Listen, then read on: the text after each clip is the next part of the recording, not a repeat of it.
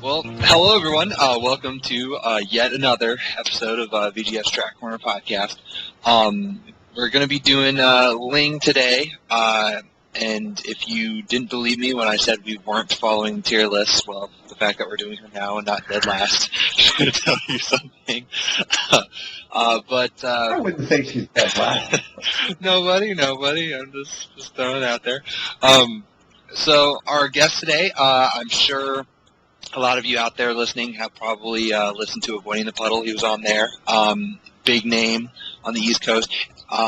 So let me introduce him first, and then we'll start talking. Welcome, Ling Massacre, to the podcast.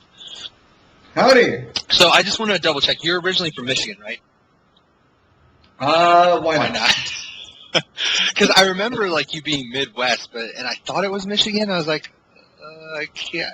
I don't want to bet money on that because I'm not 100% sure. I've been so many places. But originally, I'm Nevada, so not quite the Midwest. And then, let's see, Nevada, upstate New York, and now I'm living in North Carolina. Oh, wow. Oh, I thought you were still in New York. That's crazy. So you moved again. Oh, I moved again. Oh, that whole light bulb business. You got to move around the country sometime. It's the traveling salesman. I got to sell them light bulbs.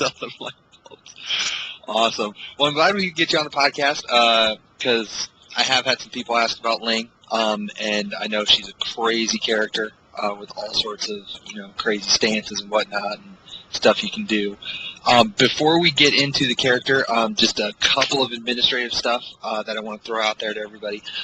First, I mentioned a while ago that we're going to be doing some giveaways for the holiday. I really couldn't think of anything more creative than an Amazon gift card, unfortunately. So we will be doing a few of those on Thanksgiving. So get registered at the site, videogamingfederation.org, if you haven't already, and I'll draw a few winners. We'll get those out so that while you're eating turkey, you can look at your shiny new Amazon e-gift card. Also, if I haven't ever mentioned it on this podcast, I do work in retail. Unlike Ling Massacre over here, I'm not a traveling salesman. I can make my own hours selling light bulbs. So I pretty much just take it up the butthole when it comes holiday time. And as a result, my schedule just gets wacky. We usually do these podcasts about every other week. If I miss that deadline here within the next month and a half, don't freak out. I haven't closed down shop or anything like that. So just a couple warnings out there for you. And the giveaway thing, we will also do another one for Christmas, New Year's. So if you missed this one this time around, don't worry, we'll do it again. Other than that, that's really all I got. So let's start talking Ling. So first, he kind of gave us a little bit of background on where he came from. So have you always been a Tekken player, Tekken first, ahead of everything? Tekken first, ahead of everything. I'm actually not a great gamer other than Tekken.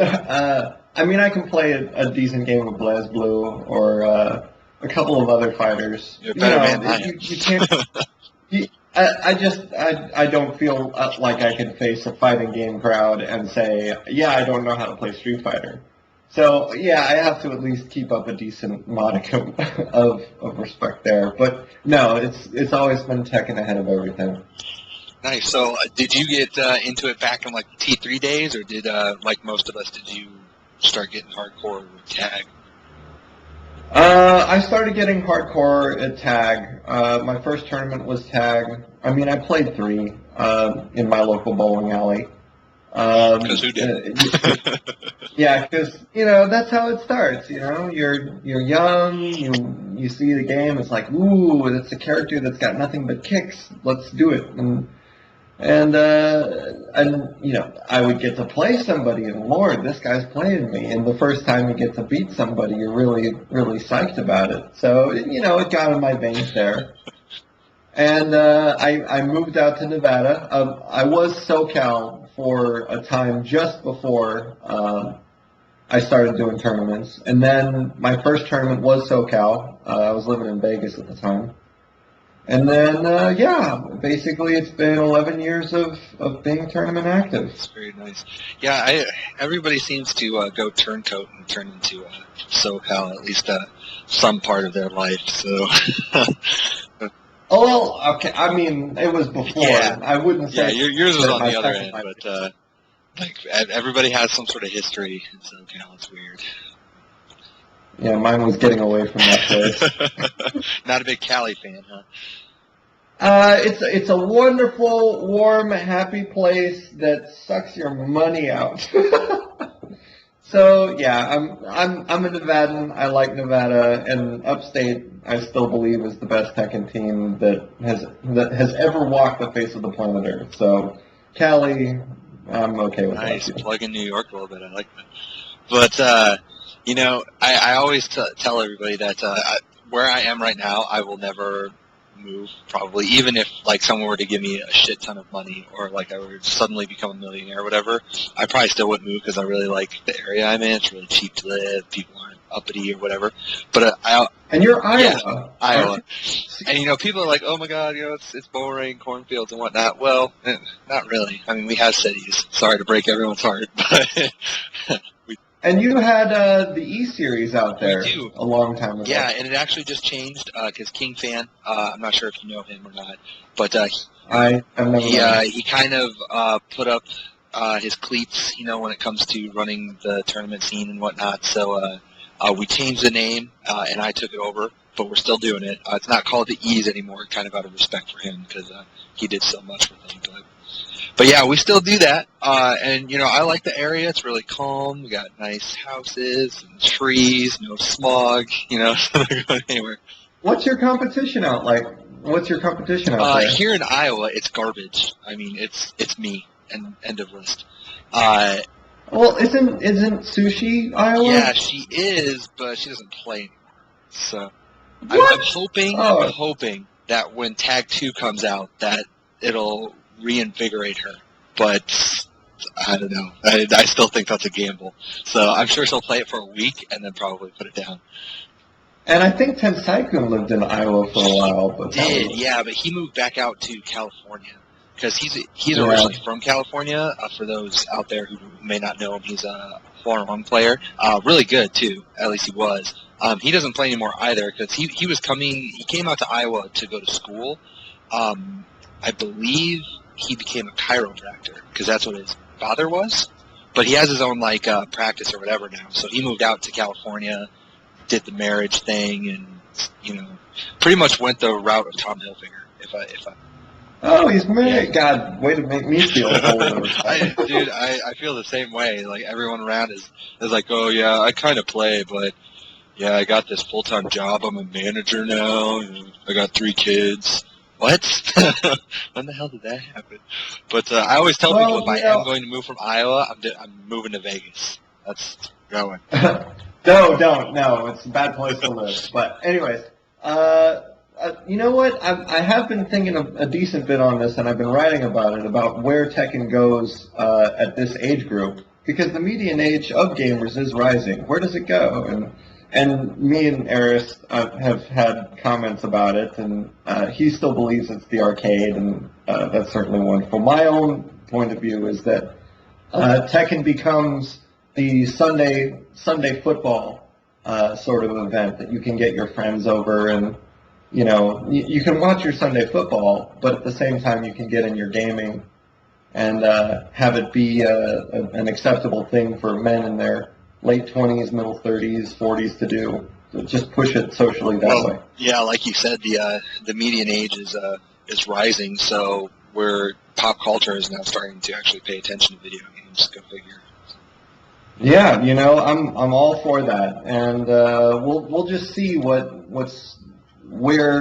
the video game scene goes, because like with Filthy Rich and Markman traveling across the country, having these releases, these major media events, and I just don't see it being the arcade thing it was in our teenage years. I really see it being like a Las Vegas type of event, like a boxing match, or going that route.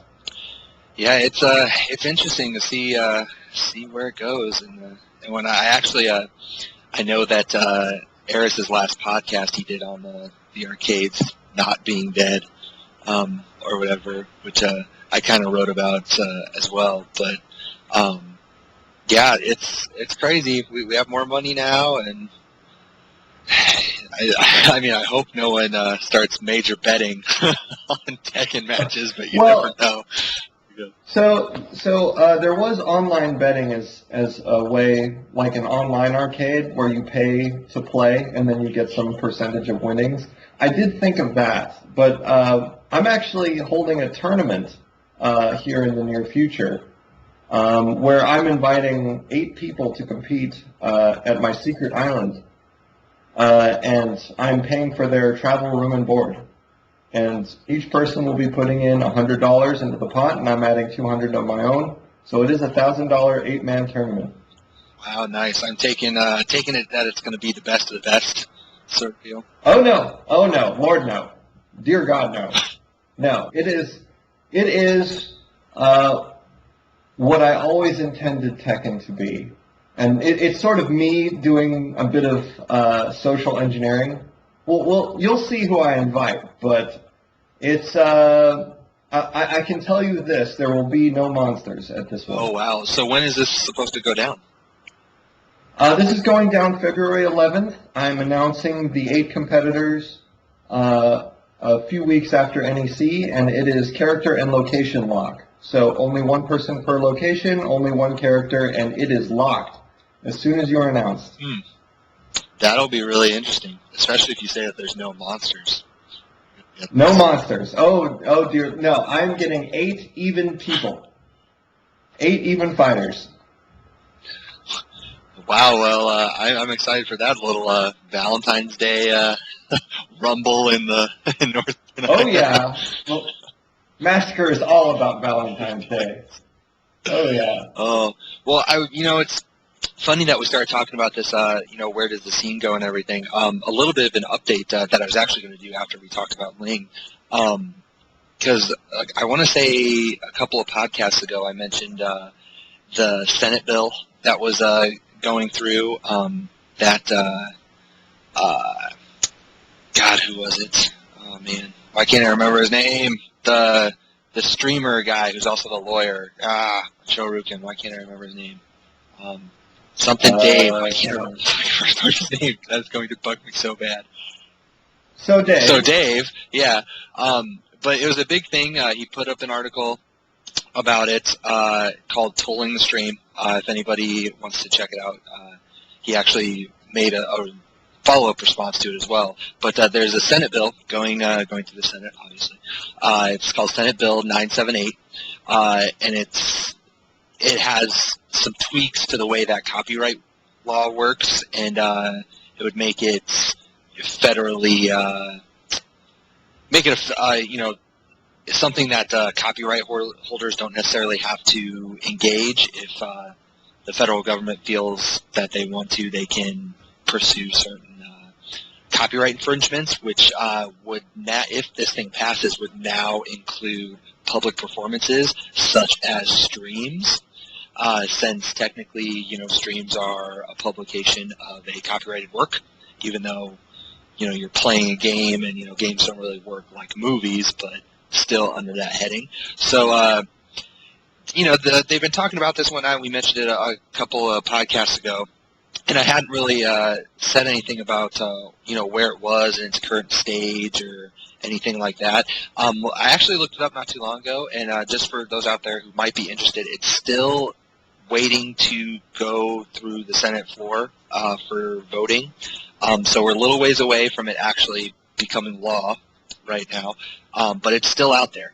And so if you want to look that up on Shoryuken, I think they've come up with some ways, some like petitions and stuff, because I think Capcom has already come out and said that if this thing does go through, they would issue licenses and they would make it really easy for people to stream their material. But I mean, who knows if all video game developers are going to be that kind as Capcom. So Namco. Yeah, Namco would as well. But I mean, will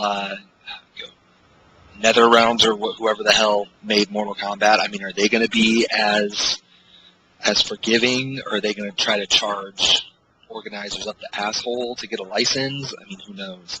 So one of those things, but definitely for players out there to stay in the know on that, because I mean that's pretty important stuff. And I know everyone out there lives in their mother's basement and they don't do anything but play their video games. But you need to pay attention to the real world, people. Okay, that's my little rant. All right, so I guess we've been chatting for long enough. People want to actually hear about Ling. So let's just dive into it then. Usually what I do is I ask our guests, our resident experts, about just kind of a leapfrog topic. Like what sorts of things do you think this character does strong, and what areas do you think she's weak in? And I'll kind of let you start wherever you want to, since you're talking. All right, so let me take a sip of my carrot juice. Yes, carrot juice for the brain. Okay, and I've got my controller here, so hopefully I don't say anything that's wrong during this podcast. But things that she does well. She does range very well. If you poke with her correctly, you can, for the most part, stay safe, especially if the opponent doesn't know how to step her really well. Between Raccoon Swing, and I'll use the names, the move names, but I'll also give the notations. Raccoon Swing is forward, forward 3. If you use Raccoon Swing correctly, it gives you advantage and puts you into range 1, which is the goal of that move. Another move that has good range and is a decent low poke is Wall Crouching 3, the first part of Fire Dancer, which is Wall Crouching 2, 2, 1, 4. Down Forward 1, which is a mainstay of all Lings, going back to Tag and 3. It's the savior of anti-flash Lings. Is Down Forward 1. It tracks decently well in both directions in this game. It can be stepped, although it is difficult. Ling's weak side is to her right, so people want to sidestep left or sidewalk left against her.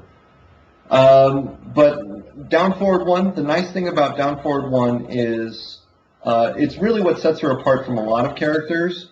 It's not that she can use it as a crutch, but it does influence the match in that it is a 13-frame high-crushing mid, and there aren't too many of those. So when fighting in range 1, you can really negate an opponent's jab game or counter hit 4 game. This is why Ling has possibly an easier time against characters like, let's say, Li or Wang. Wang uses his 1-1 a lot to establish his offense. It's a counter-hit confirmable string. Li has 2-2-3, has counter-hit 4. Wang has counter-hit 4. So characters that rely on those moves, Ling can negate them, can attack without really coming under threat of those counter-hit moves, thanks to Down Forward 1.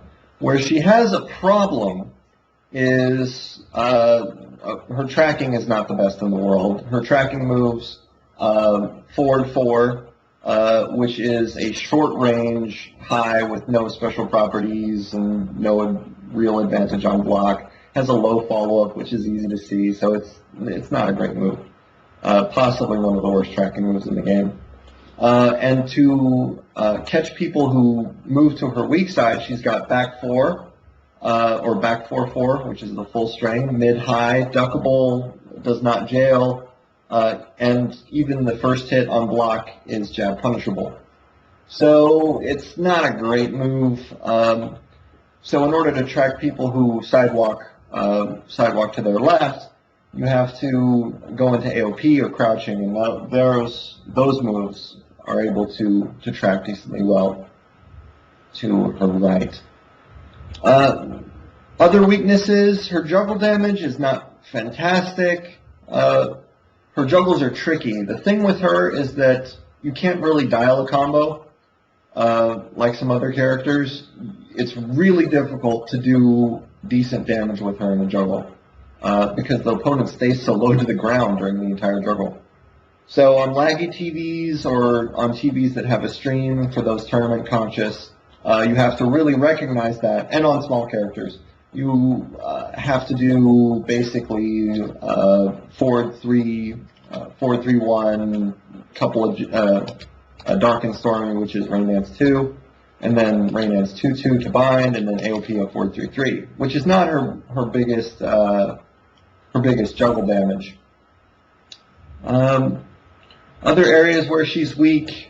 Oh, well, here's another area where she's strong. Let's go back and forth. A strong area of her is movement, especially backward movement. So her backdash is okay.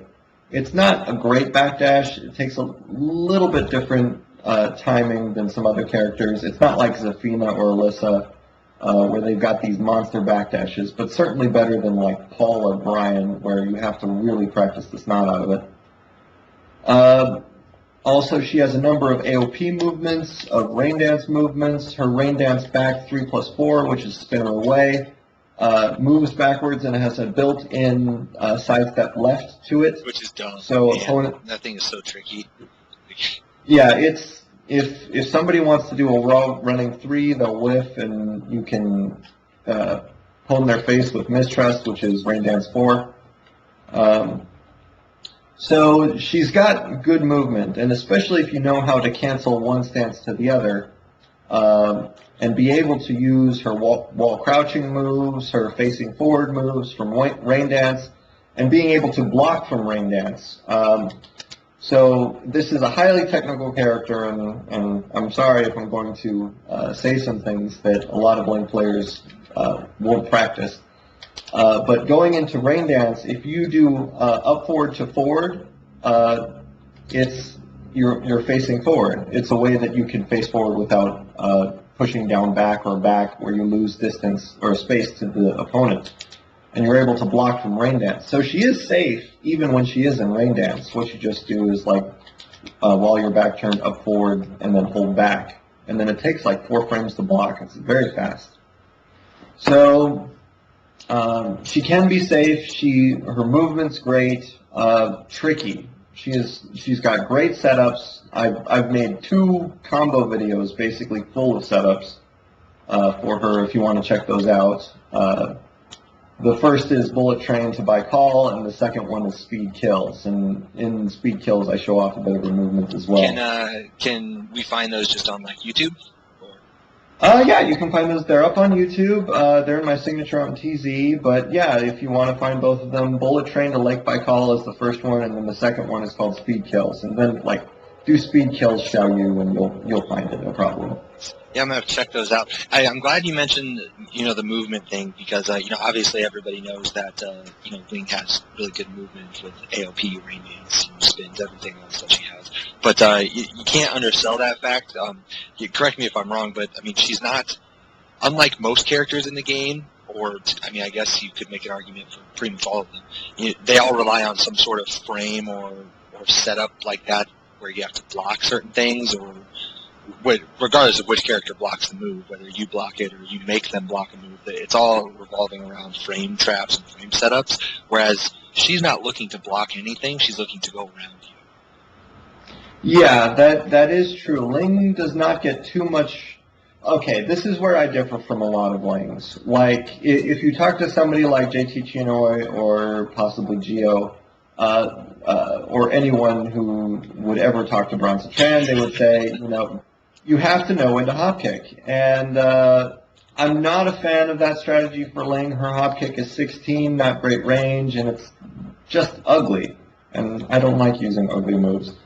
But I would say with her, it's not really about frame traps. There are position traps. I mean, she does have frame traps, for example, using on 1P side, if you use down back 4, it forces crouching, and it gives you plus something like 6. And you can do, if you do Raccoon Swing forward 3 at its fastest, if they do anything, it's counter hit Raccoon Swing, and you can do other things from there. She's got a lot of plus frame moves, forward 4, up forward 1+2, but basically those are things that just keep her momentum forward. She doesn't have anything like Steve's back 1 or oh my god, haha, counter hit, except for counter hit 4, and that's a decently hard juggle for not a whole lot of damage. Her setups are, she's got tech setups off of juggles, If you want a good review of those, any video by Sodom, and you'll get all of them. So there really are a lot of them, and if you want to know all of them, either check out my videos or Sodom's videos. So I won't go into all of that. Let's see. Now that I've covered that strength, the movement and the setups, what's another weakness that she has? Punishment. She doesn't have as good as punishment as some other characters. Not the worst. She's got a great 12 frame shoulder. Her 14 frame is okay. It's 36 damage. It's okay. It's certainly not enough to make people stop that. What you want with punishment is to be able to give other people a reason not to use those moves, establish some sort of offense, get in a pair of jabs and work off of plus frames. And a lot of characters can do great things off of plus frames. Ling can't. Even if she's at +1 or +3 or +9, it really doesn't matter with Ling. There are some other characters that can just keep you locked down all day, like Miguel. Ling can't do that. The goal with Ling is to stay in range 1.5, like near edge of range 2, so that your absolute maximum raccoon swing would just barely cause them to block. And in that case, you can do things like cancel rain dance into crouching by doing up forward, roll to down forward, and do while crouching 3. You can do a number of other moves from rain dance, spin her away, and just really mess with the range out in 1.5.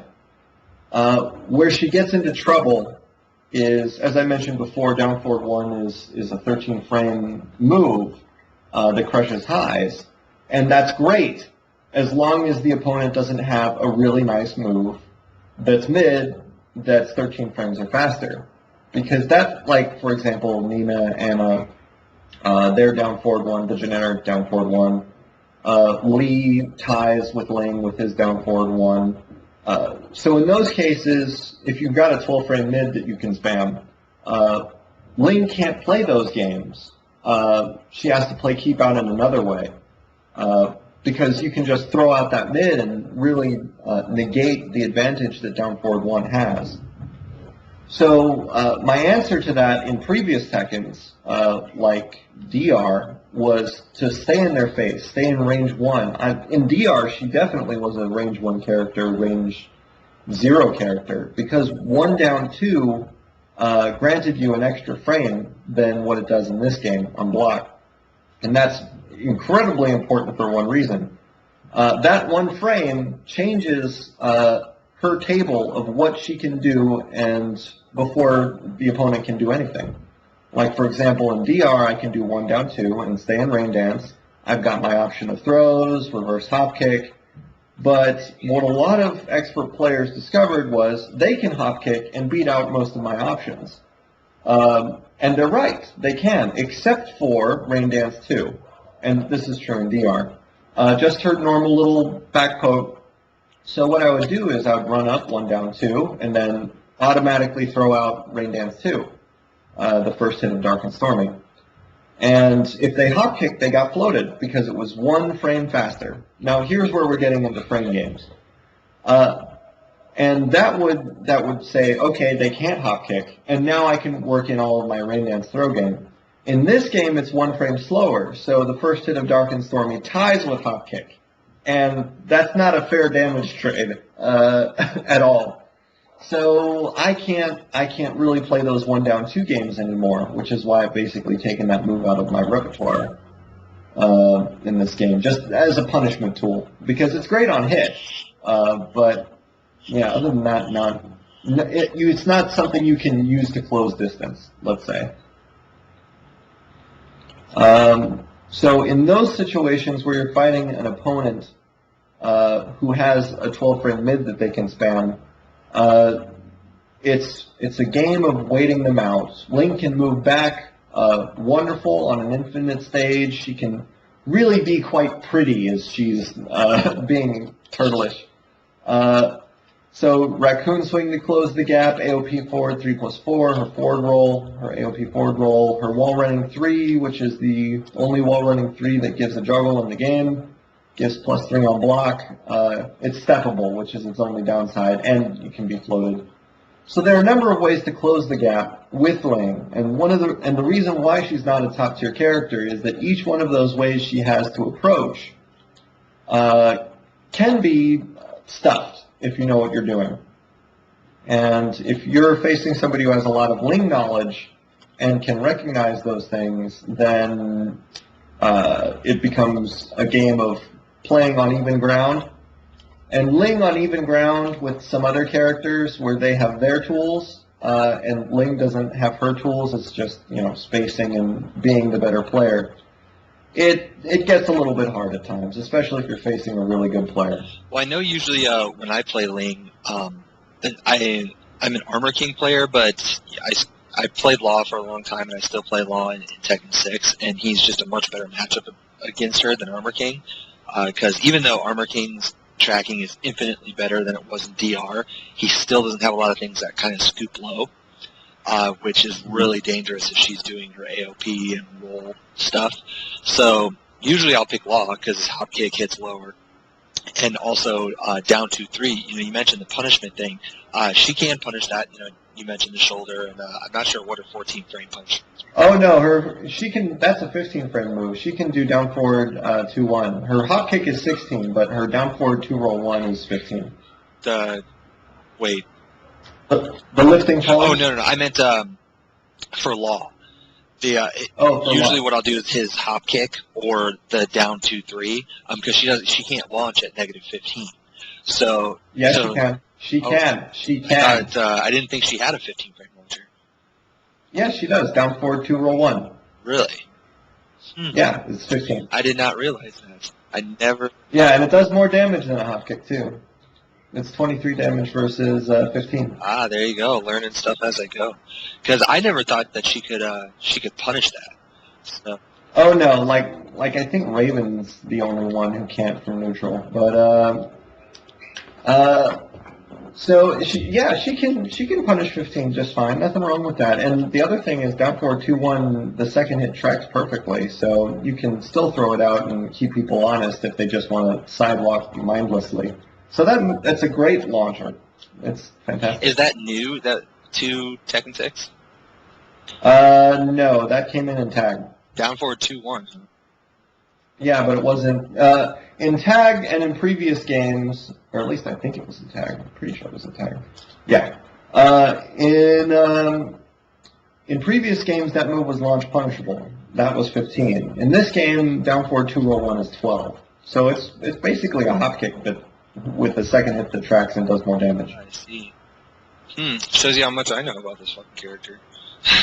Yeah, and the other thing that's nice that's a high-level technique is if you're really fast, like there really are no Lings who can do this, except for me. But if you have a doubt about 2-roll-1 hitting, lifting palms, then what you do is you just throw out down forward 2. And you can, in that split second of time between your down forward 2 and your 1, you can sort of see whether or not, there's that moment that after you push a button, you're like, God, that's not going to work. And then you just hold off of doing the 1, and you just throw out down forward 2, which is a safe mid. But if you're you throw out the move and you're like, yes, this is going to work, I'm definitely sure down forward 2-roll-1. But if you have just that slimmer of doubt, just down forward 2. And that's something great to have in tournament. I mean, it's not hit confirmable by any means. Nowhere near. No, but I know what you're saying. It's a sense. Yep, So, yeah, it's a great launcher. Let's see, what topic were we on as far as punishing 15? Oh, yeah, Armor King and Law versus Ling. Law versus Ling, now there's a matchup that sucks. Law has Junkyard, and, Junkyard by itself, I can parry the low nearly every time, unless they do something really wacky. You're in back turn. But not if you're in back turn, and it's a launch in back turn. And back two is, what is it, a 14-frame mid that's safe, that covers a lot of ground? Like, you don't have to space with Law a lot of the time. Not to say that he doesn't have great movement and great technical ability in the way he moves. James showed us all of that. But as far as approaching another character, Law has never had problems with that. While running 3, back 2, 1-2-3, 2-2-1, he does not have problems getting close, which is a real advantage to him. Ling, she's got forward 4-3, which is great. It's not as good as some of the tools that Law has, and Law can shut down Rain Dance back turn with Junkyard. So now it's Ling without a Rain Dance, and if you know how to keep her out of AOP, without an AOP against Law. And that can be just an utter nightmare. Well, and with the situation that, or situations that you mentioned earlier, when she goes into Rain Dance, and, you know, for example, if you have a player who likes to do 1 down 2, even though you don't anymore, if you do run into the players that do that, or like to go into Rain Dance from funky situations like that, even if the Rain Dance 2 would beat out most options, Law also has the down 2-3, which, you know, mid counter hit launcher, but it wouldn't matter in back turn because it's just gonna hit you. So yeah, I mean, down 2-3 is a great tool, and it's I mean, Rip is the king of down 2-3, and certainly he's made a good run out of that move. If you take a look at some of the matches in his career, yeah, it's a great move. I mean, a 10-frame counter hit launcher, that's really good. That's special mid. Yeah, so Law is a tough matchup for Ling. She does have a few tough matchups, but in this game, I've never been an advocate of saying, oh yeah, you shouldn't play a character because they have tough matchups, because then you run into the problem where people don't want to play those characters. Because they're technically harder, they have harder matchups, and you run into a situation like this last Evo where you just have nothing but Bob and Law. Yeah. And I don't know if anyone cares or anything, but that was a bit of a joke. I was in Europe at the time, and I got heckled, like hardcore heckled, for being an American. Not because of George W. Bush, not because of anything like that, but because we had nothing but Bob and Law players. Like, welcome to the Bob and Law show. And there really are a lot of creative players that America has produced. Some of the most creative in the world. But the ones that are, and the American philosophy as far as being the best, is not the Korean or Japanese philosophy. The American philosophy is be a brick wall. Is you cannot do damage to me. And to be able to attack without having damage done to you, to be able to just break all the throws and to play a cold, calculated, methodical game. This is Texas. I mean, this is the heart of Texas. And they've done very well against Japan and Korea in the past. Hark back to Evos of the past with Gym Kid and the like. Atlanta is similar. If you take Atlanta has a very creative attacking philosophy.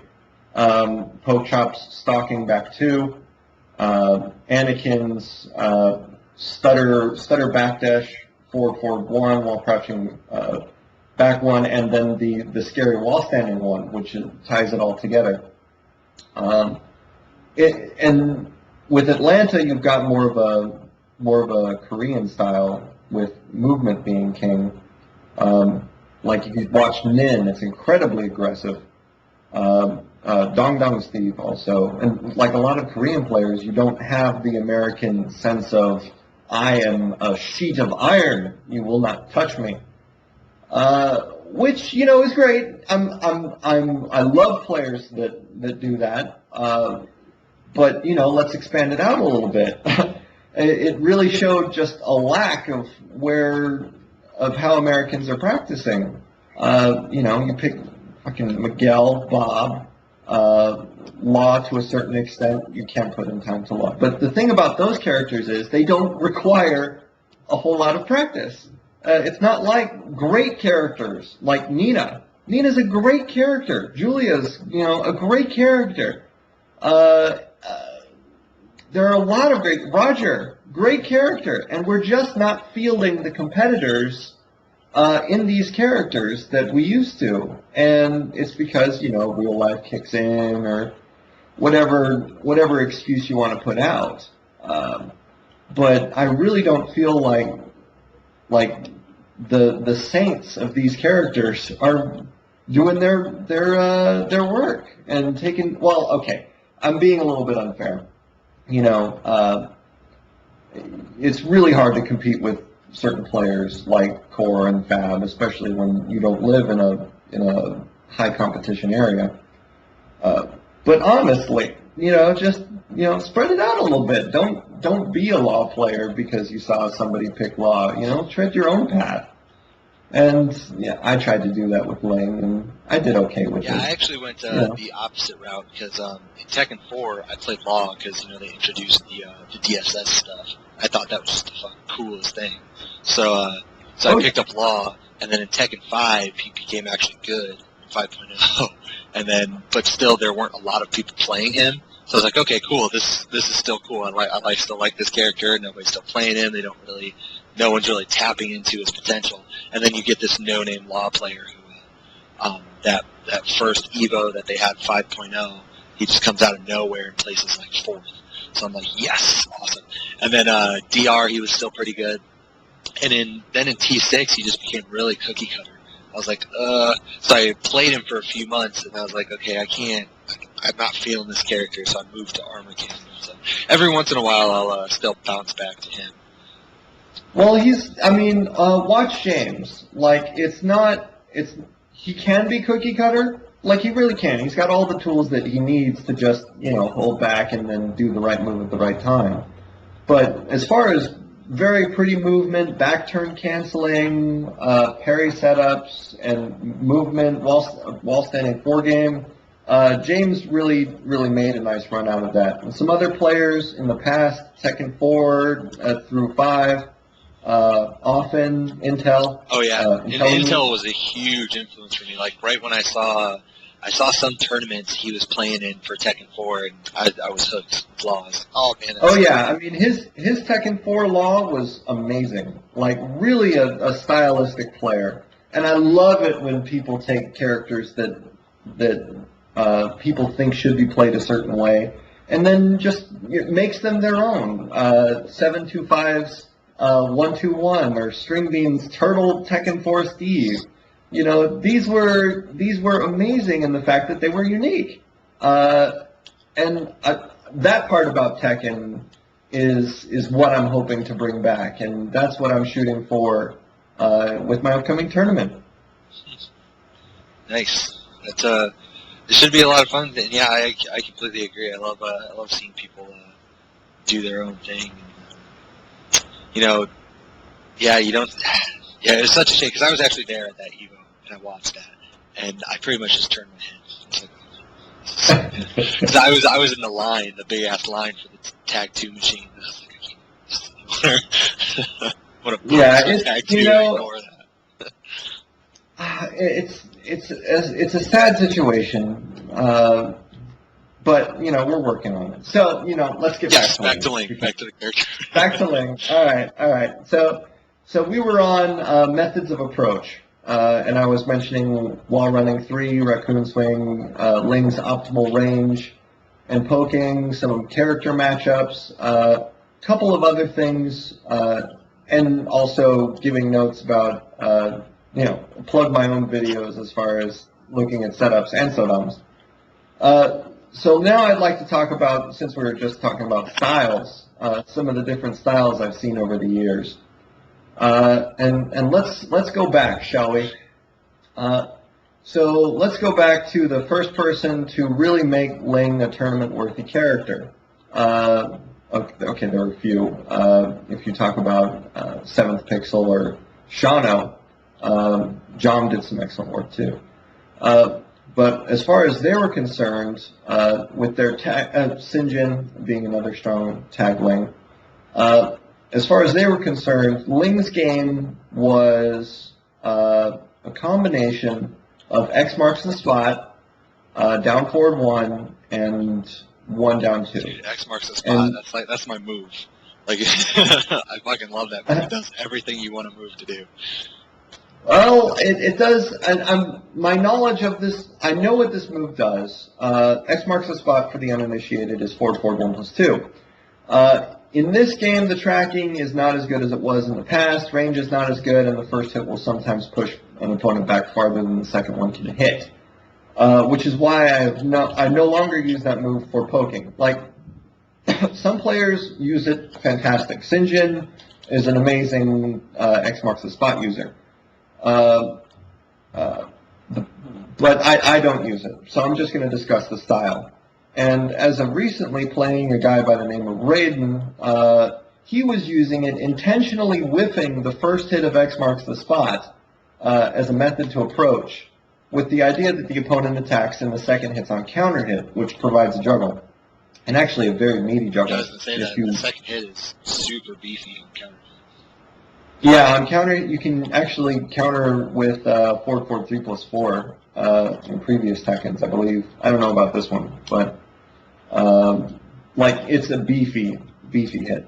So that's a neat approach. The other way that you can use it, this is a very old Tekken Queen setup, is down back 3. Down back 3 does no damage but gives +3, and it's a quick low. I don't use this move because I don't believe +3 matters at all in this game unless you force crashing, which it does. So you can do certain things that are side specific with down back 3. In the case of Tekken Queen, she would use down back 3 into X. X marks the spot. And that was a very good poking tool for her. She would establish the rest of her offense with the threat of that. And you can still do that in this game. But yeah, that style has been dead for years. Another style, which was the pioneer of anti-flash style, going back now to 2005, is Dr. Dog. And Dr. Dog was 2 down forward 1s in a row. And you think, oh, how do I establish a game off of 2 down forward 1s in a row? And the thing about that is, in Tekken 4, that forced an opponent to just block. And Ling could establish momentum, move forward, and instantly he would go back to blocking again. And he would move back and forth and just basically keep in range 1 and move back and forth in and out of range 1, depending on if you block down forward 1, and then toss out 2 when he needed to, 3 if it kept working, and then get in his low juice and then move away. And that was the anti-flash style. And a lot of players adopted that style in Tekken 4. Weird Gonzo probably was an anti-flash. She was a very strong Tekken 4 Ling, and she's the wife of USMC Ogre, who is also quite a good Tekken player. Yeah, there's 2. Correct. Yeah, they've got a kid now. They do. They do. Yeah, he's cute. But there's always been drama. I love Ogre though. He's the fucking king of trash talk. Oh yeah. Yeah. He's like, yo, my wife can beat you. What up? Well, she could. Yeah, I mean, there was like, let's not discount the fact that she really could. I just love that he used that as like a baiting tool. You know, it was hilarious. But and all right, so moving on to some other Lings. So the anti-flash style really moved forward to Geo being the proponent of anti-flash style, and his style now is more throw-based, which I disagree with. Like in Tekken 5, mine was Rain Dance throw-based. I believed her to be a throw-based character in 5. In this game, that's not the case. Throw damage didn't scale. She has good options, but not as many good options off of her throws in this game. tracking on a few different moves such as hop and throw, which was another signature move of mine for many years. Just not as good. But Geo moves forward with the down forward one down two style throw game that was really the mainstay of 5 and continues to push forward with that. Let's see, some other styles of good Lings of the past. Let's see, I covered 5. JMS. There was a player. JMS. So JMS had a style of Ling that was similar to mine, not quite as crazy, but he had his crazy moments, especially off of Juggle Oki. His Juggle Oki was great, but where he really shined was I've never seen a player who knew how to sidelock better than JMS. And it goes to show that even a character like Ling, who's really not known for her whiff juggling, like you whiff or whiff launcher, like you whiff and I launcher you, she's really not known for that. That in somebody in the hands who knows how to sidewalk can do it. And JMS could do that, and that's what made him dangerous in his heyday. And I know I know he's still on the board. Is he still playing at all? Does he still go to tourneys? He still plays online, and he's probably not as serious of a player as he was back then. I faced him in I think Evo 2008 for Ling of America, and I beat. So I've basically inherited that title for a while now. I sort of gave it up. I'm semi-retired, you know. I'm moving to be to have a different sort of role in the Tekken community than a competitor, and that's where I'm pushing myself. Let's see. In that same vein, if you want another Cali, actually 2 pairs of Cali Lings who follow in JMS's sort of frame, Seo Calsonic is a SoCal Ling player. I've seen his matches. He fought Tomahawk for Ling of SoCal and just destroyed him. Tomahawk switched characters at one point. Well, how are you playing a best character of if you switch characters? Yeah, well, you know, and Tomahawk's not bad. I played him in final round.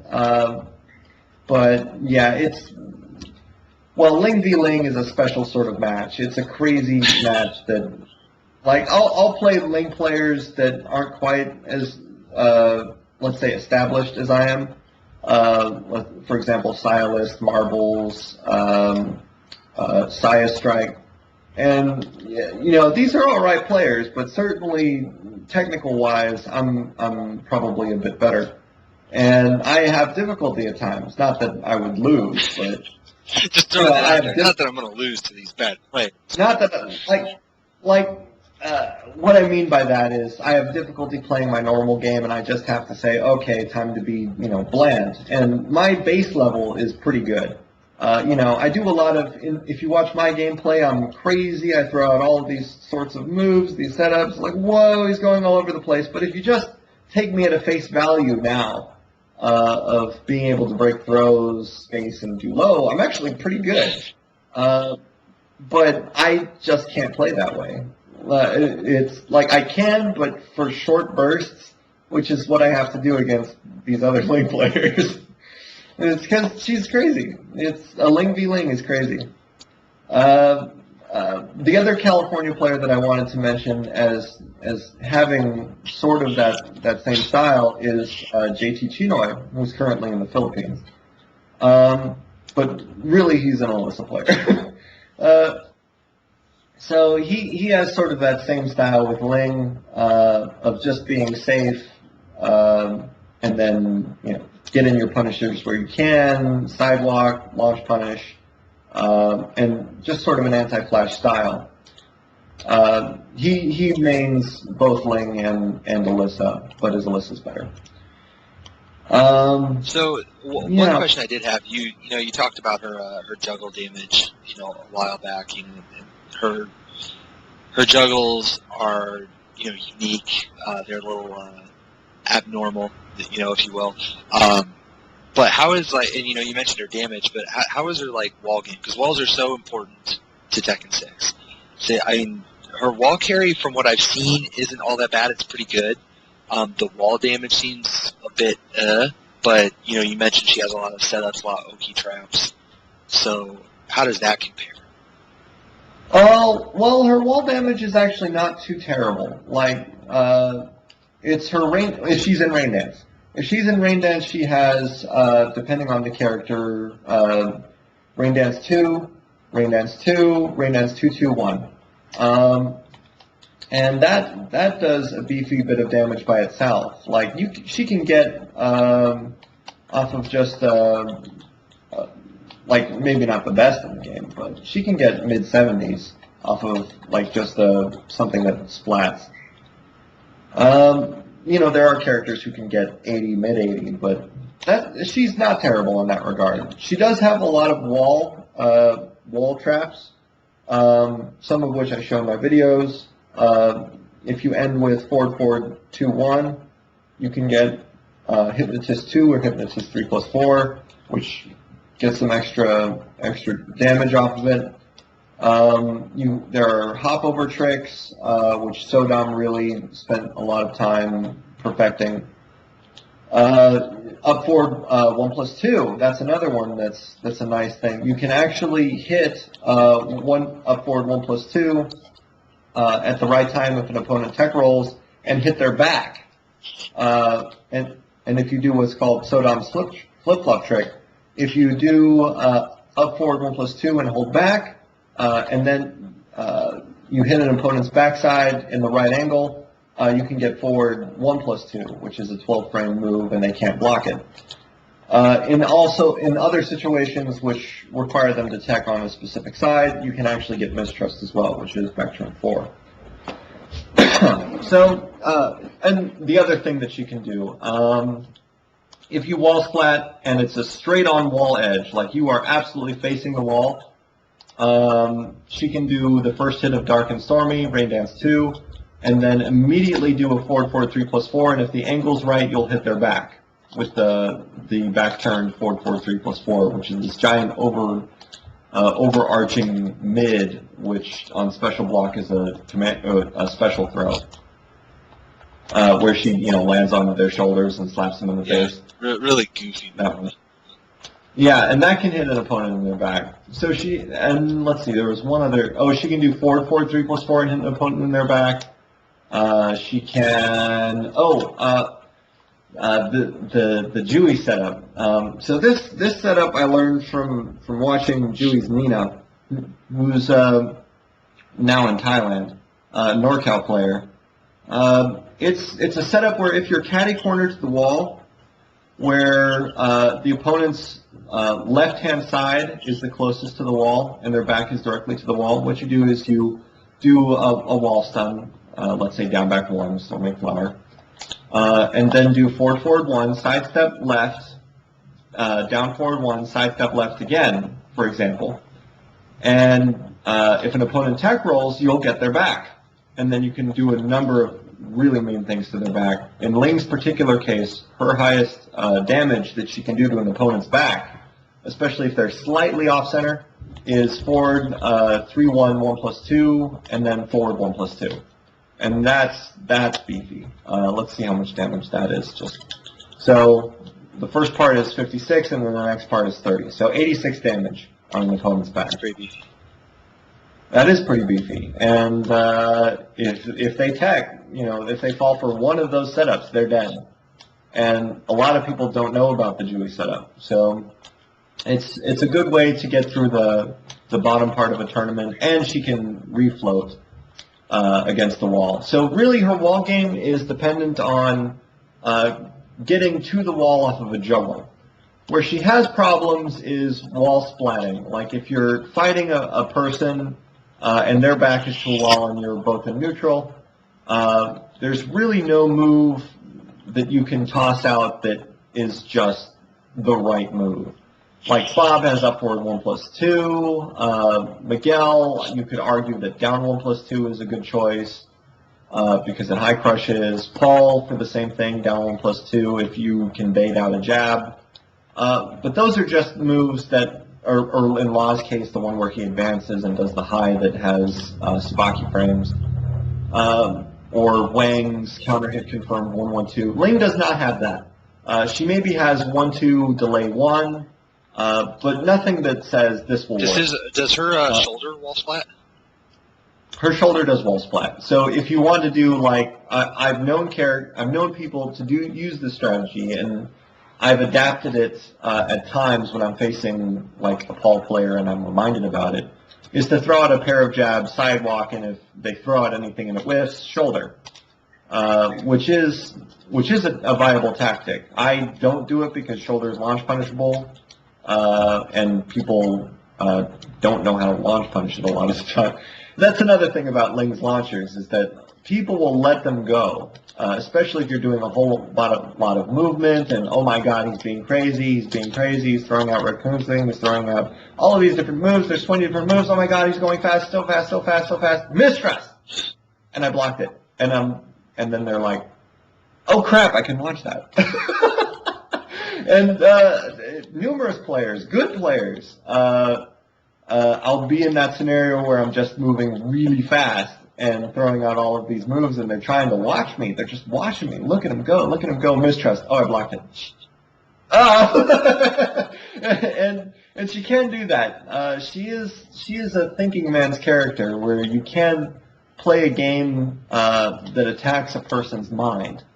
Like, or Ru Kick is a great move that does that. Back turn 4-4-3+4 if you get the right range. And that move fucking throws me off so much. I eat that counter hit, because I mean you have to have a move that hits really, really low in order to pop her out of that. And it sucks. Yeah, she's got Ru.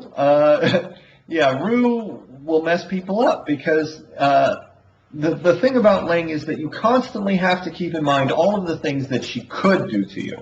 I mean, they're all punishable. Like, Ru Kick is very punishable. But it's the threat of those things that really limits an opponent's options. And then you have to move forward. And if you can limit their options, then Ling's at an advantage. Because now she's got all of this crazy stuff, and you're thinking, oh my god, I can't do anything because she's going to Ru. I have to block.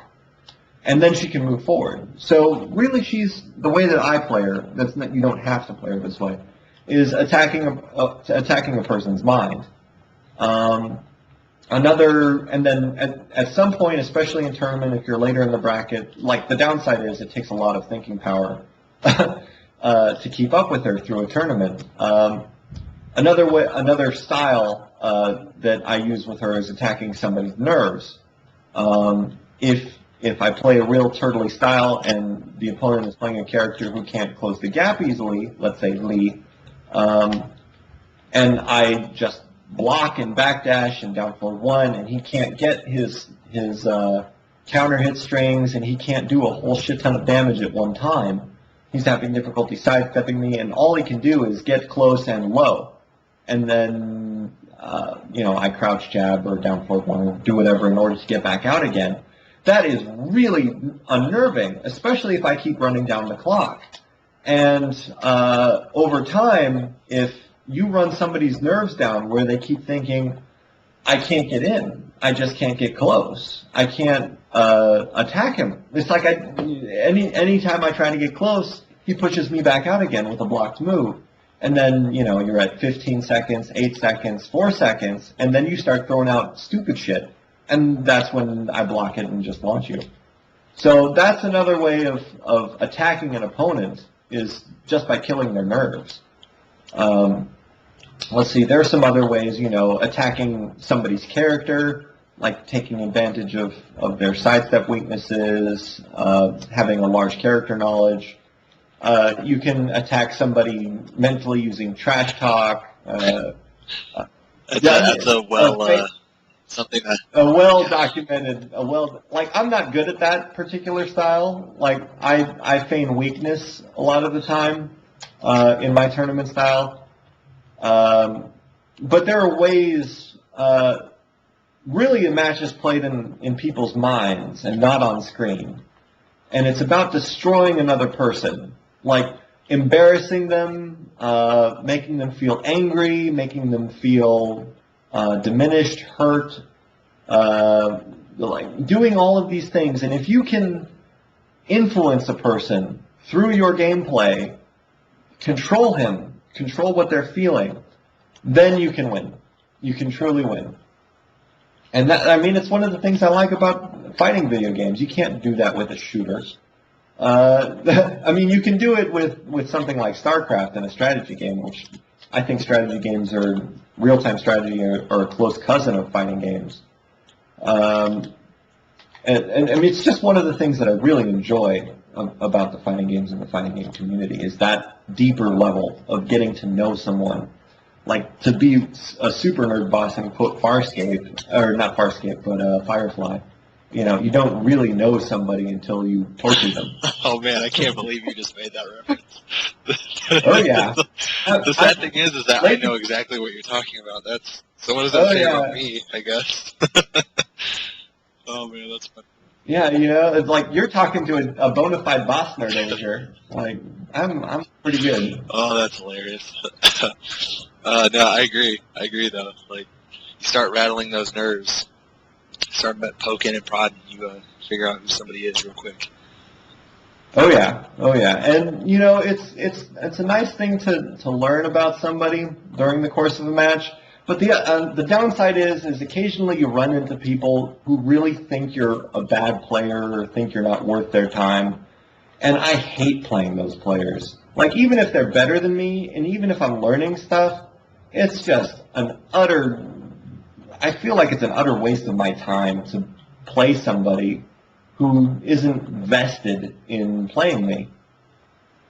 And, like, it's in those occasions when I tend to lose in tournament. When I encounter those players who just, and that's another part of tournaments is giving somebody no respect. And that's partly what they're referring to, is this mindset of you're just going to treat them like they're garbage. And then if they don't have the mental strength, like there are certain players that do not have a whole lot of mental strength, and this is what you refer to as mental strength, is the ability to withstand being treated like garbage. Like if somebody does stupid shit to you, and you don't punish it, you know, right the first time, or like, why are you doing that? Why are you being such a noob to me? You know, why aren't you taking this seriously? And if those questions build up in your own mind to the point where you're thinking, they're not taking it seriously, so I'm not going to take it seriously, at that point you've lost. Your mental defense is down, and you are open to all sorts of nightmares. And there are some players who you can beat that way, who have all of the knowledge in the world, who have, you know, the technical ability, hours of practice, but just don't have the ability to say, I'm going to play my game whether or not you're a 7-year-old girl. I'm going to destroy you. I don't care if you're taking it easy on. I don't care if you don't give two shits if you win or lose. I'm going to destroy you.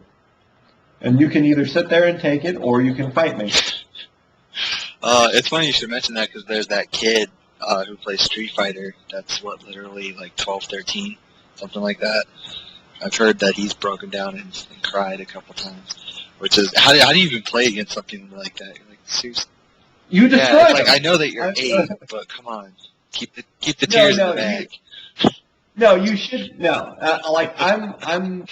So, if you know my history, I don't have, like, I can be a very angry player at times. Like, I've thrown people, I've muscle buster, giant swing, I've cried and bit my teeth and just hated the person I played against. And to a certain extent, you should have that somewhere within you. If you watch my gameplay now, I tend to be very calm when I play, because I've learned to take that part of myself and not display it. And that's also part of mental toughness, is not showing the other person that you are feeling that. Well, and you figure a lot of that probably has to do also with you getting older.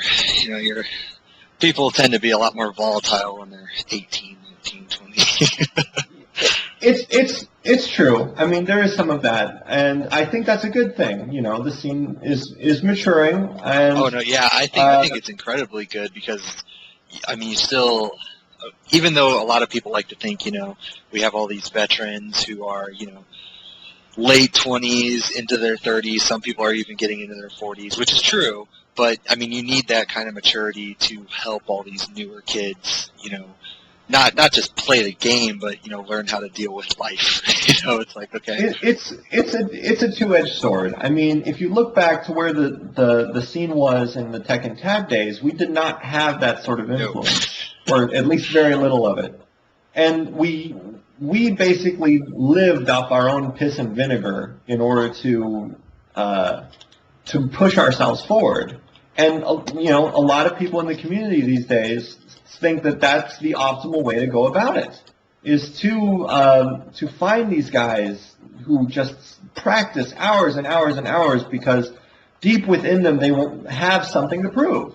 If you take, you know, of the newer school, not new school, but newer school, GM is the perfect type of player who would have done well in the tag days. Like he would have. He's just that type of guy. But I think if we want to move forward, we can't just have that. I encourage it. I don't think it's a bad way forward. It's a real arcade mentality. But if I'm going to do some social engineering here with the Tekken scene, I want to have this sort of mentorship, this that you speak of bringing people in and calmly saying, look, this is a fun pastime. This is something like a legitimate hobby that you can appreciate over years of time, that there's such a depth to. You know, like wine tasting or, you know, whatever it is that mid-30-somethings do with all of their time. It can be that. It can be football. You know, you can discuss football at a deeper level and go to bars and watch Barcraft. Great example of this. Is that something that it doesn't have to be in the arcade anymore. It can be broadcast on the internet. It can be something different than what it was in the past.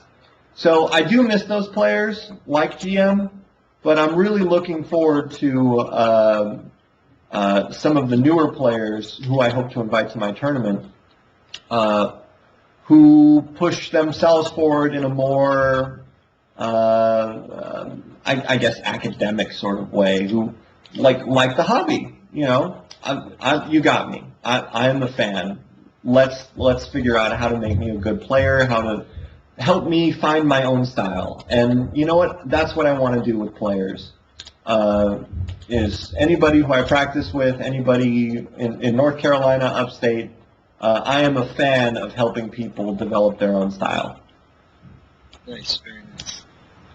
So, I think we got a little bit derailed there, but oh yeah, that's okay. Well, That's how these work. I like those little side conversations. But it does bring a question to mind, because we're talking about all these styles of play and so on and so forth. So when it comes to Ling, it sounds like, you know, she has pretty, I don't want to call them obvious, but, you know, pretty straightforward strengths and weaknesses. So do you think most of her game relies on your style of play?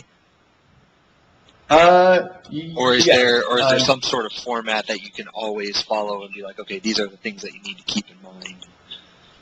All right, so the things that you need, and I'm going to say something, and don't take this as the entirety of Ling. Like, if you want to know the entirety of Ling, watch match videos, watch combo videos.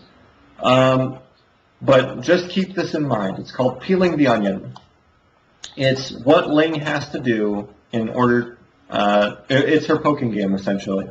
And everything else can be built off of this. So, we're going to start out in range 3, okay? I'm looking at my TV screen right now, and Ling is in range 3. All of the ways that you can approach from range 3. Raccoon swing, 4-4-3, while running 3, 4-4-4-3, while crouching 3, if you can get just on the tip, maybe not range 3, but certainly range 2. AOP forward 3+4 in order to get close.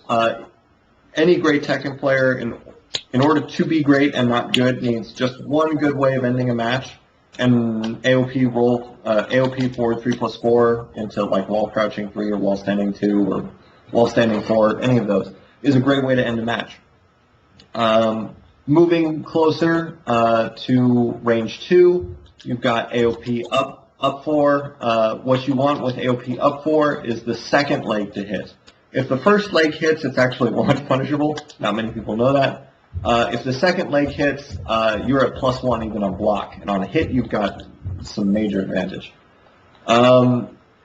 Like I said before, edge of range 2, you've got wall crouching 3, which you can actually link after forward 3 and rain dance by doing the cancel into crouching. Other moves that she has at the end, edge of range 2, you can also get away with forward 3, but it's a little bit riskier. Dashing, in order to close the gap. But I like range 2. Against certain characters, I'll hang out in range 2, and that's really you learn that over time which characters you do that with. Range 1.5, now we're starting to get into business. Wall standing 2, down forward 1 is sort of more of a range. It depends on the character. Sometimes you can hit their outstretched arm. Hayachi, for example, you can hit his outstretched arm. Raven, you cannot. Where you use down forward 1 can be dependent on the character. 2-1. Not a string a whole lot of people use. I've been using it more. It's a counter hit natural combo. Even if the first hits, they really can't whip punish it. They have to block the down forward 1 part of that string, 2-1. And in all times, getting out of rain dance. So I'm going to talk about range 2 rain dance for a second here. Being able to block very quickly out of that, up forward to back. Being able to go into crouching, up forward, roll to down forward, being able to create distance, either spinner away, back 3+4, or just holding down back, can really create a lot of distance so that if opponent wants to come in, you can do wall standing 2, hold forward, and just be safe. And if they run in and try to move, they'll get counter hit launched. And being able to be safe in rain dance all of those times. Oh, another way to close from range 3 is Cali roll, which is rain dance for 3+4. A little bit riskier, but it's still fun. And if you can throw in taunts during all of this, that's fun too.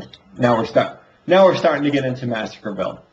All right, so range 1.5, continuing forward, down back 4. Down back 4 gives great plus frames and is a low and is wall standing 4 punishable. A lot of people envy her for having this move. On counter hit, it gives a juggle, but it requires a fast raccoon swing, which you need to practice in order to get to consistent level.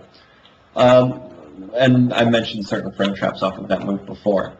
Other moves that you can consider, which I don't necessarily use, back to, Sodom has used this move on occasion as a way to close the gap. I sort of disagree with him in this regard. Down 3, certain people have liked this move. It has strange tracking properties. It sort of is counter hit confirmable, but I'm not a big fan of it. It's low-high. It can be ducked and punished. But there are fans of that move.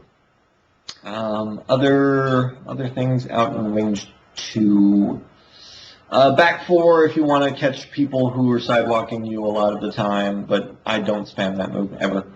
Hop and throw, great range for hop and throw. As far as rain dance moves, 2-2-1 is good to throw out at 1.5. It does 48 damage on natural hit. The issue with it is that Namco didn't spend a whole lot of time programming her, and even moves like wall crouching down forward 2-1, which is Lotus Twist. The second hit, it has a T6 low parry, not a T6 BR low parry. And just weird shit like that. But like I was saying, for Rain Dance 2-2-1, if you block that move, sometimes the third part of the down 1 part of that string will whiff and it's launch punishable. Otherwise, it's safe. So, Lord, sometimes, just do a complete job. But anyways, I still throw that move out if somebody's being antsy. It's a 48, natural hit high that's 12-ish frames. So it's pretty good. 11-ish frames, something like that. Range 1. Now we're getting into her DR days. 1 down 2, if you do 1, delay down 2, you can sometimes bait out a counter hit part of the second part of that string and get counter hit 3, or get back turn back 3 for free, rain dance back 3 for free. That if the second part of 1 down 2 hits on counter hit. Otherwise, I just like to stay in facing forward and be safe. Her rain dance game in range 1 was very diminished, and she can be launched, and being launched sucks in this game. Other things that she can do at range 1, down forward 1, of course, is really what you use to set your distance. If you want to be close, just stay in facing forward. If you are not playing somebody like Law, where she can track you down, go into back turn, just do a light down forward 1 and then hold down back and then start your back dash up again and just get the fuck away. Other things that you can do at range 1, her crouch jab, not great, but some people will just always crouch jab. Her crouch jab is down 2. None of her, it's not her left jab. Ling is actually left-handed, if you didn't know that. No, I did not know that. Yeah, she's left-handed.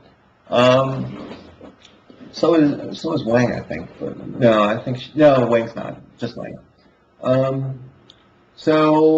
Other things that you can do at range 1, sidestep AOP, great time for sidestep AOP, especially if you've got the right move preceding it, pissing them off enough to attack.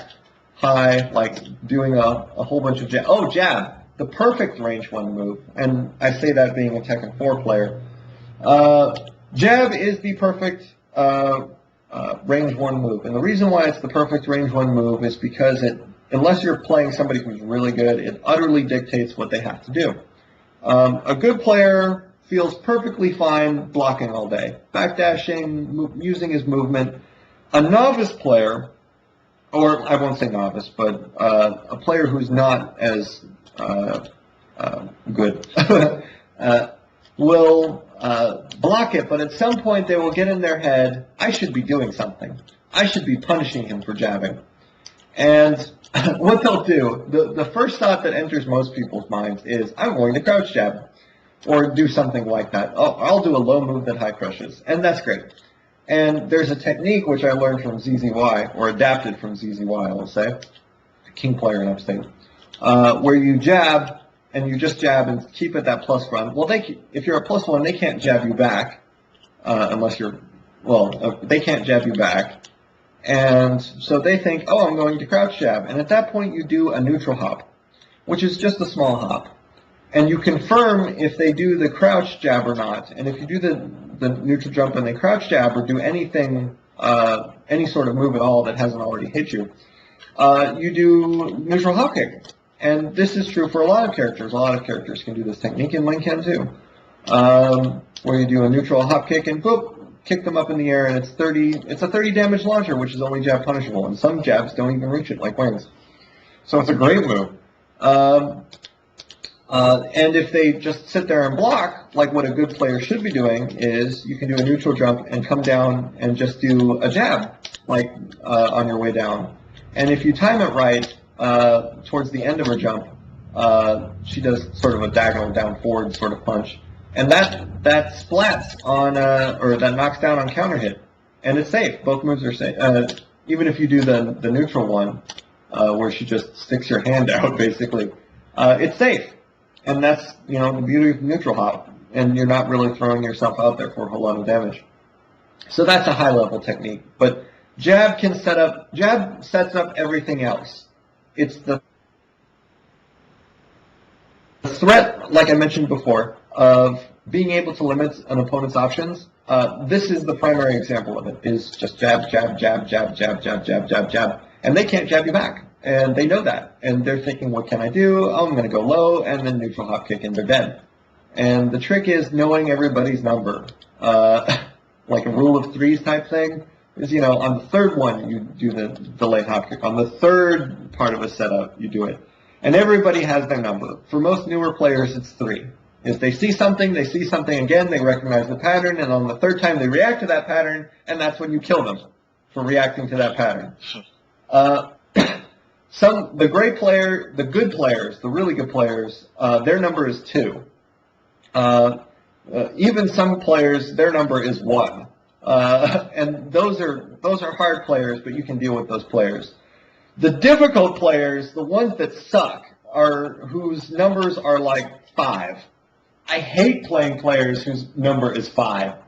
Those are so hard.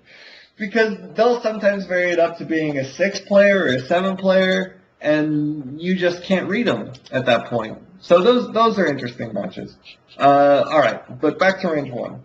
And I'm talking fast because I don't have a whole lot of time, and I just want to get on everything I can. Oh, no, that's cool. I understand. Range 0. Sidestep AOP will still work, but not with as many things. You're still risking something in order to do sidestep AOP. For those who don't know, you have to sidestep right to do AOP. And other things you can do at range 0 to be fun, go in AOP and just dash in their face, or just do forward, down, forward, down, forward, down, forward, down, forward, down, forward, down, like a little dance. And if they see you dancing in front of them in range 0 in AOP, just hop kick. It's a monkey see, monkey do, which is another setup. Is if you walk up to a person and duck and wait just a hair and then hop kick, you'll have a lot more success. Because if somebody runs up to you and they duck, you're thinking they're going to go low. It's something everybody does. Cognitive, Again, it's attacking a person's mind. That's attacking a person's animal instincts. And you can do that too. Attacking somebody's eyes, like making them see things. It's like, oh, she's so pretty. Oh, I got hit by hop and throw. Attacking somebody's animal instincts, running up, ducking, hop kick. So that's just one example of something that you can do at range 0. But her jab, fantastic range 0 move with all characters. And unless we're talking about Ganryu, and then it's more of a range 1 move. And with her, she's got back 1. Back 1 is an interesting bird. It's actually jab punishable. Not a lot of people know that. On hit, she'll go back into rain dance. It is 8 frames. So you can interrupt things with her jab that they don't expect you to. And that can throw off a person's game. Like, let's say I'm playing a safe style. Let's say, again, it's me versus GM. Why not? Or me versus, me versus Exalted. Hello, this is, okay. Me versus Exalted is me spending 80% of my time in range 3. And each of us trying to figure out the best way to approach each other. Because Exalted, the way Exalted plays is he has this shield about him whenever he's in a stance. And he will just move forward in this shield and just interrupt you if you try to do something. And he's got the threat of the sidestep, the stance sidestep, which is just annoying as crap. And he'll normally approach using forward, forward 3, and I'm usually too busy dancing, and so I'll get hit by it.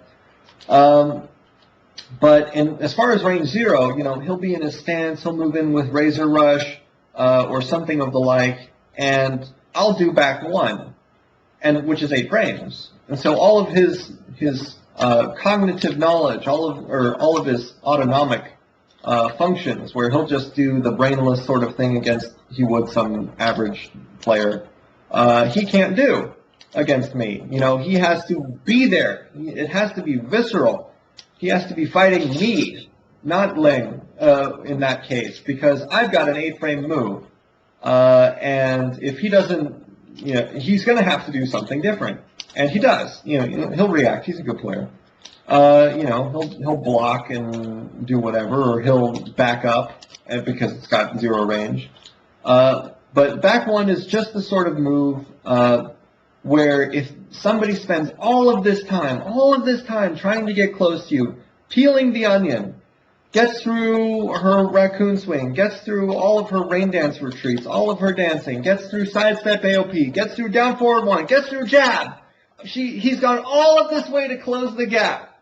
And then, just when he's at range 0, he's like, I've got you right back 1. It interrupts. And she's back out again. And all the way back out at range 3. And there are people who have cracked at that. As they, I whittled them down, and then they get so close, and they're like, I'm gonna, neutral hop kick you. I've got all of this great range 0 stuff, and I'm just like, back 1, down back handspring, get away, and I'm at range 3. And then you've got to go all the way back again. And at that moment, you've won if somebody just hangs their head and sighs. Well, that's the matchup with Ling. I'm glad you went into that whole peeling the onion metaphor, because when she's doing her dancing around, you have to have patience. If you are not patient, you've already lost the match. If you're just running all over the place, just trying to hit her where you see her and not trying to predict where she's going to be next, you're going to lose. Actually, that's a very good way of putting it. Because I notice a lot of players do that with Ling. I'm trying to think of another character that's really, really like that.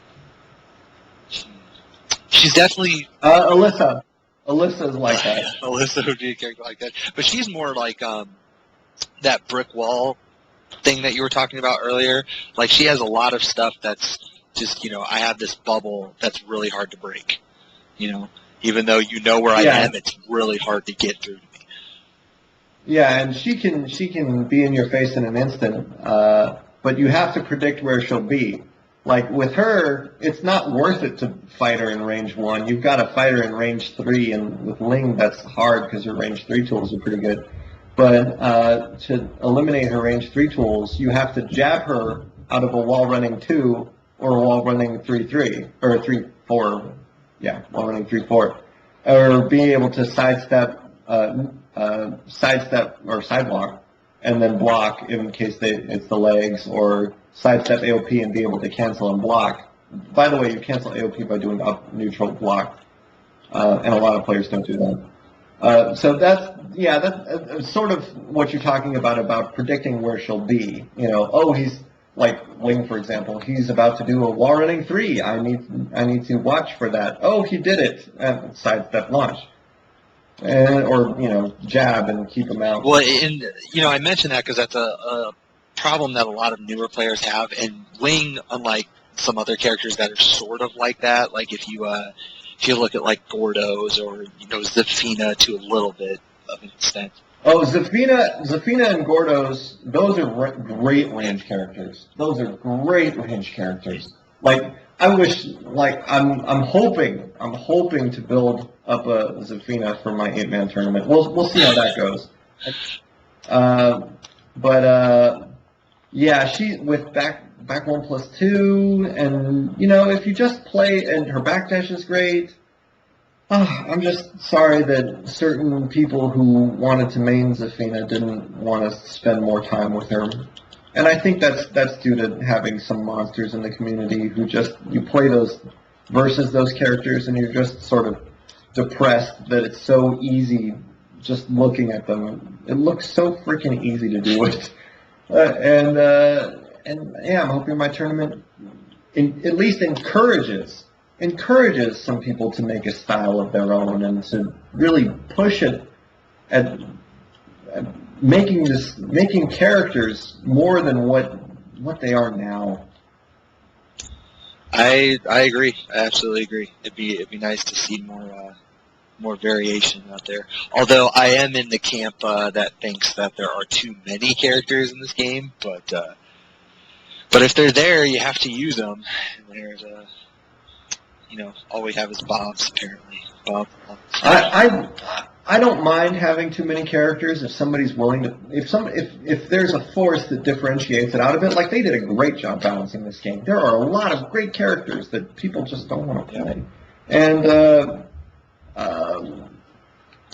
it is a balanced game, and you really can't learn all of the character matchups until you're like 2 years into this game, which is a long freaking time. And in that period of time, that's when people pick the easy characters.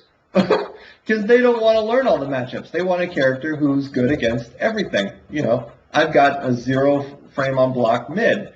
What character is that not good against? Well, and you mentioned the double-edged sword, you know, and in a way that's very much a double-edged sword because you have all these characters and it should contribute to the longevity of the game because you have to put in so much time to play all of them, but at the same time there's so many players that just get bored. And they're like, well, I don't really want to do that. I just want to play this character that I can pick up in 10 minutes. Well, yeah, I really don't like that philosophy. Like, if you want to piss me off something awful, do that to me. Like, just say, I'm going to pick Lars. Why? You know, because he's easy. Oh, my Lord, I just won't talk to you after that. You know, if you say, I want to pick Lars because I like his playstyle, you know, good. You know, do something with him. Be different. And, like, I don't mind, like, Neo X has gotten a lot of shit at certain times for being a forward 3 heavy. I don't mind that. You know, let's explore that philosophy. Why not? You know, you feel like shit whenever he hits you with it, but let's explore that, you know, just for a second. So I don't even mind, hell, you know, and when you say, if the move freaking gets called Neo X, you're doing your job. You know, you're expanding the game. If you've got a move named after you, you're doing your job. So, yeah, I'm a fan of that. So we're talking about all these characters, and I'm glad that you mentioned, you know, balance, because I agree. I think Tekken 6 is, you know, with the exception of maybe Tekken 3, just because everyone was busted, Tekken 6, in my opinion, is one of the most, if not the most, balanced Tekken that they've made so far. And so with that in mind, actually, since, you know, we've thrown so much Ling information into our viewers or listeners right now, where would you put her then? Because I know a lot of people see her as at the lower end of the spectrum, but where do you put her? All right, so I'm going to give you my spiel on tiers and tier lists, and there are some people who agree with me, and they're entitled to their opinion. I remember your discussion on avoiding the puddle. You're not a fan of tier lists, you know. And I have received shit for that at times, and some of my other philosophies. But in this, I am of the opinion that there are 2 tiers in this game. There is a higher tier and a lower tier. It's not that one's high tier or one's low tier. I mean, they're pretty close. And that's it. And if you want to talk about tiers, I could say, yeah, I would say that person belongs in the higher tier of the 2, which is the top 20. And then there's the lower tier. And I think Ling goes in the lower tier. You know, if you want me to compare 2 lower tier characters, I can tell you about the matchup, you know, even which one is slightly favored. But that tells you nothing about where they stand in, like, the bona fide tier list. And, like, a well-ordered tier list where they're numbered. That tells you nothing. But I will say she's on the lower of the 2. Which is not a bad thing. You know, plenty of people do well with characters that are on the lower end of things. Well, I know, you know, for a while there when T6 came out, a lot of people thought Lee was mid-low, you know, so, and I think that's kind of been debunked. I think a lot of people know that he's a better character. He's a tough one to place. But I would put him in the higher of the 2 if I had to choose. You know, certainly he doesn't have the same tools that some other characters have. That's true. But can he make, as in a purely character-to-character fashion, make a go of it with the right playstyle? Yeah, he can. And which is why I would put him in the higher of the 2. Ling, there is a way to play. The people who I put in the lower end are, if you play against them, if you have perfect knowledge of that character, it's harder for them to win. And in Ling's case, the way that you shut her down, or the way that you beat her, is by shutting her down. Just shut off all of her avenues of approach. If you can do that, and there is an optimal way to do that. There is. And if you can do that, she cannot win. Or she has to play fair at that point. And if you've got tools that are better, at that point, if you're a member of the higher tier and I'm fighting you, I can't win. Or it's just harder. Because I have to use my tools, and your tools are just slightly better. Slightly. Just slightly. So high tier, low tier, that's it. I get that. Well, it's really simple. I actually, I do like that mindset because I think it's a lot easier to understand matchups if you put them in that way. A lot of newer players can get discouraged, like, oh man, I'm going up against Steve and I play, character. Once you get to a certain skill level, it does not matter. This is the other thing about having 40 characters in the game, is that you learn to develop your offense and not rely on your knowledge of defense. This is how I punish this move. I've seen a lot of players, and kudos to them for undertaking this, but they go through the whole move list in all of Tekken and write down what you punish everything with. And to me, this is folly, because even if you do remember all of it, you're not going to do it in tournament. You're not all the time. But, you can work to build yourself up to that. Do the 10 frame if you're not sure if it's 12. So really you don't have to have perfect defensive knowledge to win in this game and be a top player.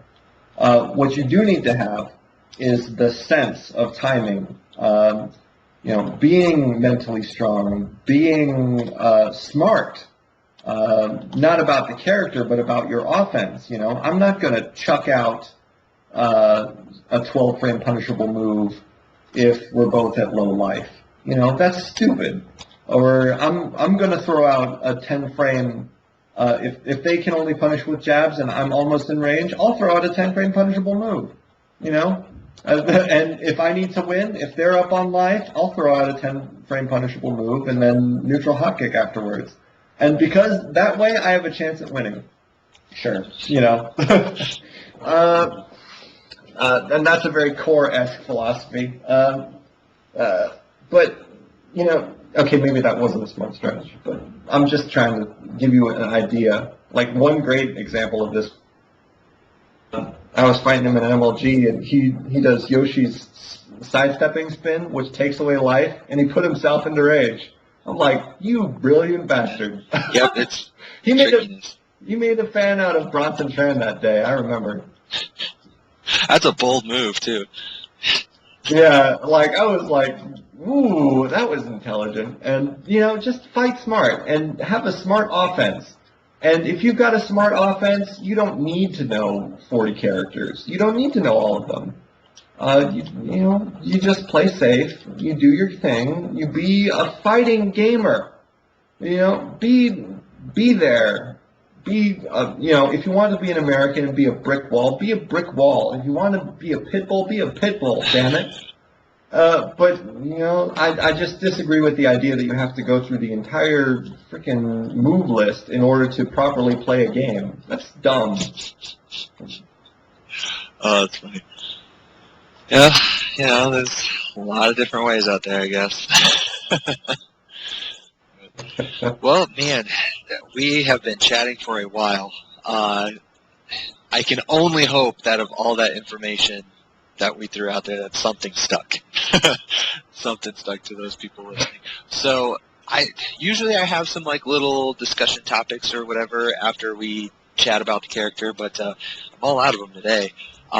But there is one thing that I want to do. It's you should be a little bit familiar with this. It's somewhat similar to what Eris does with the calling someone a bitch, but we have a little sound off section at the end. But you don't have to call anybody out. We just want to know what pisses you off. I mean, you've ranted already a couple times in this in this podcast, so I don't know if you can pull anything new out. But I'm going to throw it out there anyway, since we do it every time. Tell us what pisses Ling Massacre off. That's what we want to know.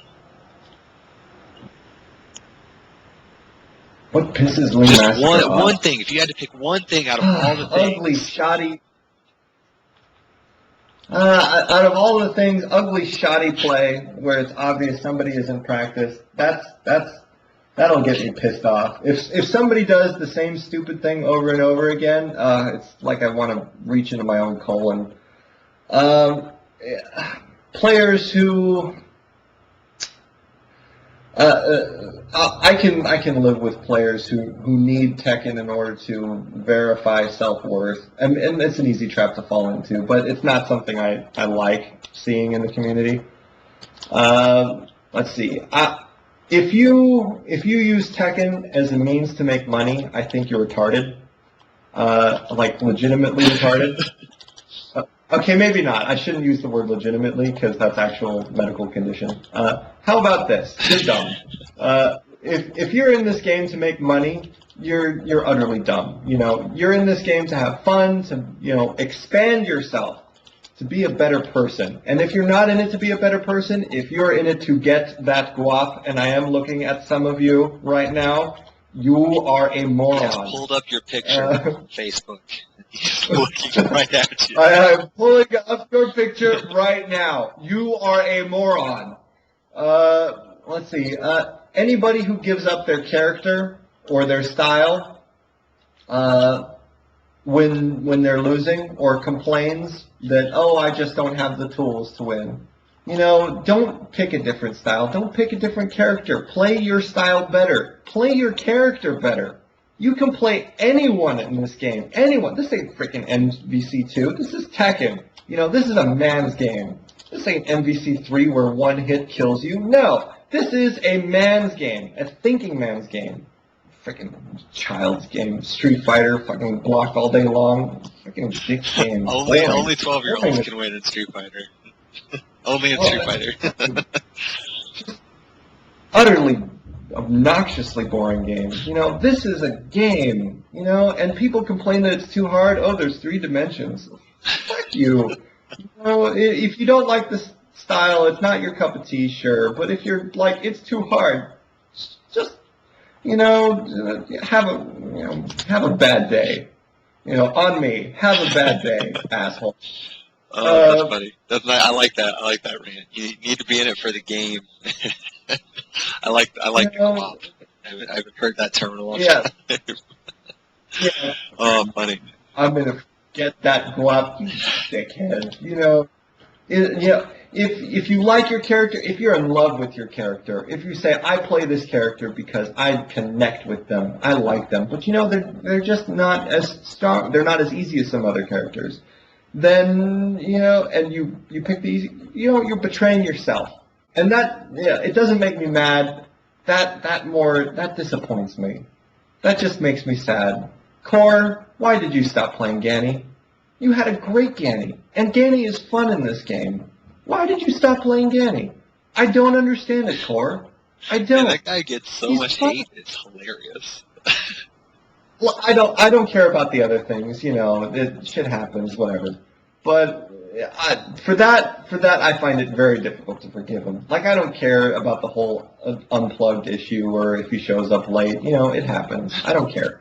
But stopping Ganny because Bob's easier, because and Crow, the same goes for you. You had a great Steve, and you know, if you stopped playing Steve because Bob was easier and took less practice, then But if you're somebody like Fab, who I legitimately believe didn't consider himself to be a Steve player, who really didn't agree with what Steve was, and he doesn't. I don't think that Fab is a Steve player. He said so for years. In that particular case, I would say, yeah, you know, he needed to switch characters. He didn't philosophically agree with the character. And, you know, he found somebody who did philosophically agree with. Sure, do it, you know. But come on, Core, you had a great Ganny.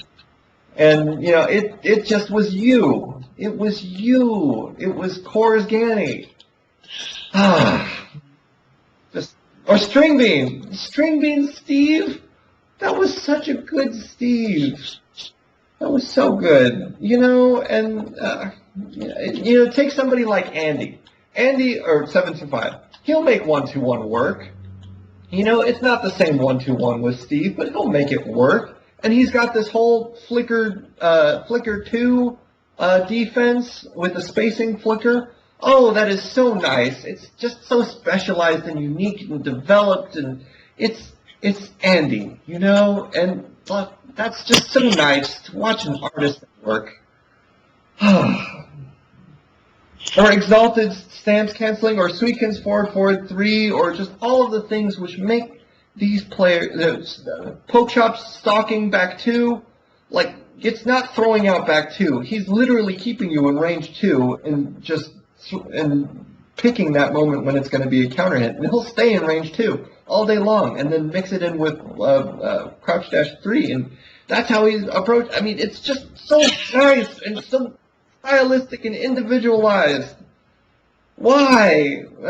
Bloodhawk's Leo, pick a new character and make them your own. That perfect example of that. He's a Hwoarang player, but, he doesn't want to play Hwoarang in this game. Pick a new character and make him your own. Yes! Fantastic! Spiro's backdashing Eddie. When Spiro left off, little Jin Boy picked up. Yes!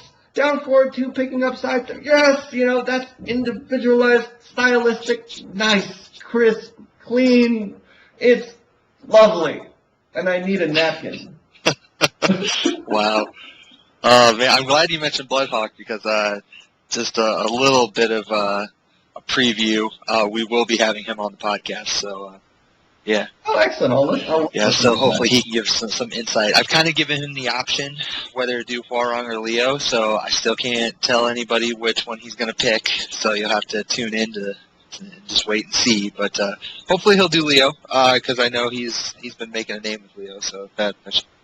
Either way, he's a very knowledgeable guy. Oh, that's why I get who I get on the podcast. Some people don't always agree with it, but trying my hardest, so I do. Well, I appreciate it coming out. Well, thank you very much. I was kind of, I know, there are some Ling players out there, and I was kind of scratching my head, okay, who would be best? And I remember the Avoiding the Puddle podcast, so I was like, he's an opinionated guy. I know he's got a lot of knowledge, so let's see if we can get him on. So yeah, we really appreciate that, and I'm sure that everyone listening to this appreciates all the knowledge that you drop on them. Yeah, I dropped a knowledge bomb, all sorts. Well, yeah, I know I've taken up a lot of your time. We've covered just about everything that I wanted to cover. So before we end the podcast, I will throw it back to you. Any last words or comments or anything you want to tell people? Doc Massacres Secret Island Tournament coming February 11th. Look out for the stream. I've got commentators. I'm going to make it a real nice event for you all. Yes, very much. Is there going to be an audience? Will there be spectators allowed, or is it stream only? Well, I've got henchmen, and there will be some spectators that I have, to warm up the competitors, and I will be getting some of my local island people into this, and yeah, there will be people for them to warm up on, because if it's just 8 people, they're going to have to warm up with each other, and that seems wrong to me. So yeah, there'll be, it'll be fun. Nice. It'll be a nice event. At the end of the stream, credits will roll. It'll be a production. That's what I want. Costumes, theatrics, music, great. A score. Well, it sounds really interesting. I can't wait to get more details on it. See who you're going to be inviting, and. That should be a few weeks after NEC. I'm getting the proper 8 together right now. Well, everyone who's listening, watch out for that, because I'm sure it'll be a blast and it'll be fun times, especially probably players that maybe not everyone knows, it sounds like. So. Oh, yeah. So it should be good times. Well, thanks again for coming on. We really appreciate it. Everyone who's listening, even though, you can't hear from them, I'm going to speak from them and say thank you for coming on and dropping all the fun. So, oh, you're welcome, y'all. Well, thanks, everyone, for taking a listen. Glad you could tune in again. Again, if my holiday schedule gets all crazy and I can't get another podcast up in 2 weeks, don't worry. We're not going away or anything. But that's all we got for this episode. So thanks again for listening, and we will catch you next time.